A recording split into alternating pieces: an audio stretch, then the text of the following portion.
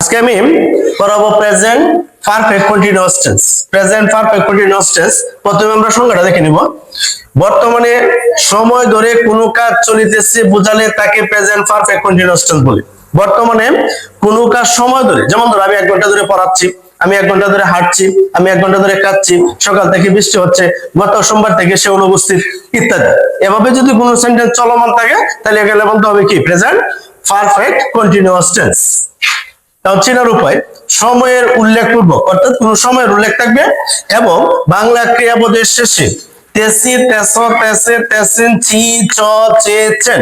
আবার বলছি, তেসি, তেস, তেসে, চি, চ, চে, চেন ইত্যাদি উচ্চারিত হয়, তবে তা প্রেজেন্ট পারফেক্ট কন্টিনিউয়াস টেন্স।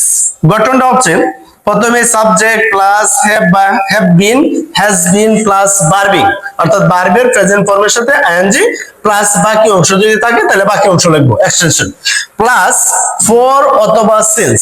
অনেক মনে রাখতে হবে, যদি বাংলা বাক্যে ধরে বা যাবতীয় উল্লেখ থাকে তাহলে লিখবো ফর, আর যদি হইতে বা থেকে থাকে তাহলে লিখবো সিন্স, প্লাস সময়, প্লাস কি দেবো সময়। তাহলে গঠনটা বলছি subject plus have been, has been plus verbing plus বাকি অংশ প্লাস ধরে বা যাবত থাকলে দেব ফর, হইতে বা থেকে থাকলে দেব সিন্স, প্লাস সময়।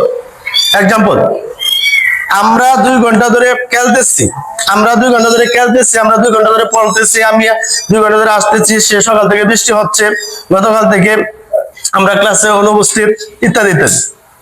তাহলে এটা গঠনটা হচ্ছে আমরা 2 ঘন্টা ধরে খেলতেছি, উই হ্যাভ বিন প্লেইং, আমরা খেলতেছি ফর 2 আওয়ার্স, 2 ঘন্টা ধরে, এটা সময় আছে।